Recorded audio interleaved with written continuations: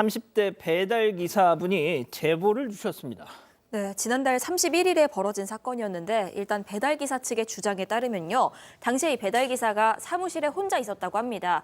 그런데 지난 4월 1일자로 그러니까 이 사건 기준으로 바로 다음 날 배달 대행업체의 그 지점장이 바뀌는 상황이었습니다. 그런데 새 지점장이 전화가 왔길래 이거 받아서 이런저런 일 관련된 얘기를 했다는 겁니다. 그렇게 통화를 했는데 한 30분 정도가 흘렀을까?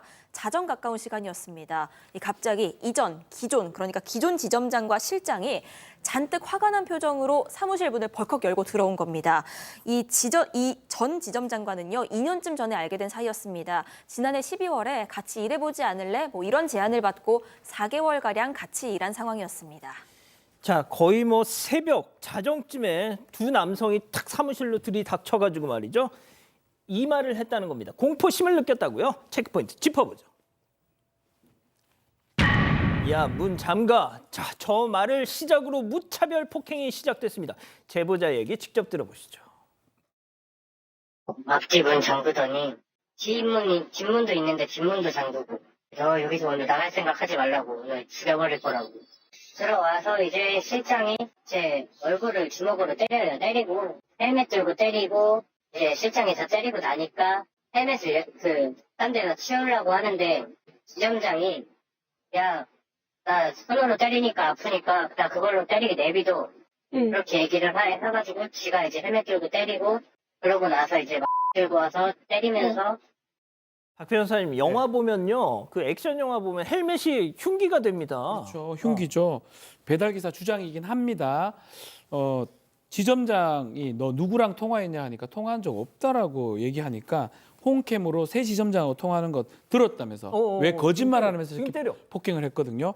처음에는 실장이 주먹으로 때리고 두 번째 지점장이 헬멧으로 저렇게 때립니다. 내가 지금 손이 아프기 때문에 저렇게 헬멧으로 때리다가 나중에는 이 지점장이 사무실 안에 있는 둔기를 가지고 와서 또 폭행을 합니다. 저건 둔기로 때리는 모습이거든요. 그리고 때리면 피나게 할 거라면서 계속 때리기도 했고요. 또 지점장이 갑자기 무릎을 꿇어라. 무릎을 꿇게 한 다음에 나중에 배달기사 배 부분을 또 발로 차기도 했다라고 합니다. 저 모습이죠. 차기도 했고. 그러면서 오토바이 일주일 리스비, 밀린 리스비 20만 원 입금 안 하면 지금 죽이겠다라고 얘기해서 20만 원 입금을 바로 했다고 하고요.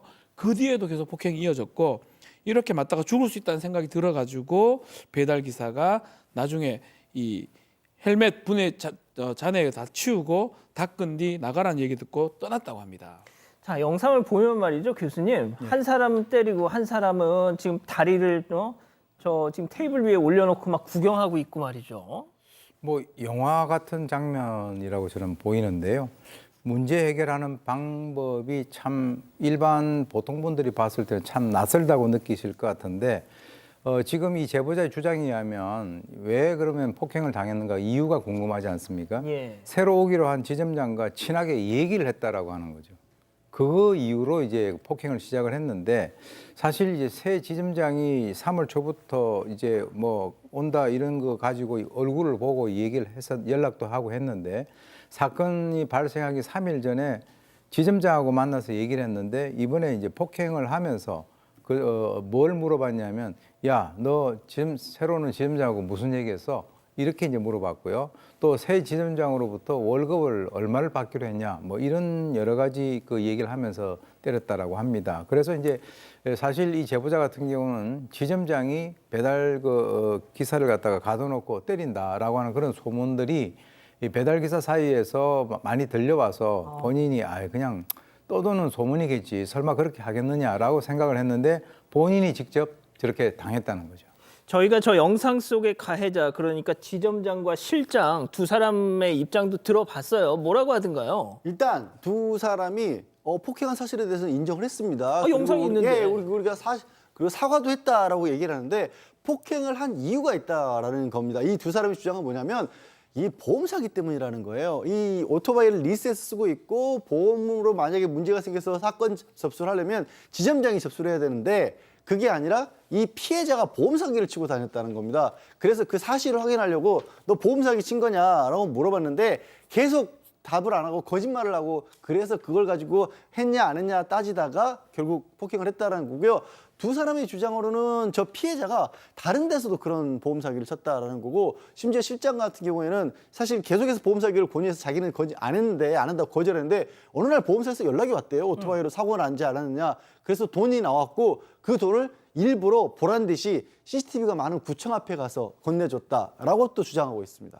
아, 그러니까 그 저 가해자들의 주장에 따르면 저 얻어맞고 있던 저 사람이 배달 기사가 버릇이 안 좋은 사람이다. 네, 뭐 보험 사기 행각을 벌였다 이런 주장인데 배달 기사도 여기에 대해서 반박을 합니다. 일단 보험 사기 자체가 아예 없는 얘기는 아니라는 겁니다. 다만 이 모든 게 이 두 사람의 사주를 받아서 한 짓이었다라고 설명하고 있습니다. 당시에 실장이 뭐 방을 구해야 하는데 돈이 없어서요. 그 지점장한테 보증금 200만 원만 좀 해달라 이렇게 부탁한 상황이었습니다. 그런데 이게 마음처럼 잘 되지 않으니까 이 실장이 배달 기사한테 네가 오토바이가 있으니까 그 보험 접수해서 타먹자 이런 얘기를 했다는 거죠. 배달 기사는 이들이 형들이기 때문에요. 이렇게 무서워서 협박에 못 이겨서 결국 보험에 접수했다는 그런 설명이고요. 실제로 보험금 받은 거 200만 원은 실장이 가져갔다는 겁니다. 그래서 이 보험 사기가 혹시나 추후에 걸릴까 봐 이렇게 때린 게 아닌가 이렇게 의심하고 있다고도 얘기했습니다. 실제로 당시에 지점장이랑 실장이 구속돼도 우린 상관없다. 어차피 신고하면 너도 보험 사기 엮어서 같이 들어갈 거다. 이런 얘기도 했다는 주장입니다. 아니 그럼 보험 사기는 보험 사기대로 하고 이건 별개 문제잖아요. 때린 거는. 완전히 별개의 문제죠. 실제 지금 뭐 피해자 같은 경우에는 뇌진탕의 그 이후에 외상후 스트레스 같은 걸 호소하면서 정신과 치료까지 받고 있다라고 하고요. 가끔 그런 경우들이 있습니다. 정말로 손해를 받거나 누가 내 물건을 가져갔거나 종업원 일하는 직원분이 피해를 끼쳤다거나 해서 그걸 해결하려고 자기가 나서면요. 지금 이 두 사람 특수 감금 강도 상해 그런 식으로 좀 처벌받게 됐어요. 그러니까 그 진짜 문제가 있다고 할지라도 그 우리 공권력을 왜 두겠습니까? 경찰이 왜 있고 법원이 왜 있어요? 그러니까요. 제도를 통해서 해결을 해야죠. 설령 진짜로 그런 문제가 있었다고 치더라도. 알겠습니다. 사건의 진실을 추적하고 싶다는 사반 가족분의 사연인데요. 궁금하시다면 사건반장 유튜브 채널을 구독해주세요.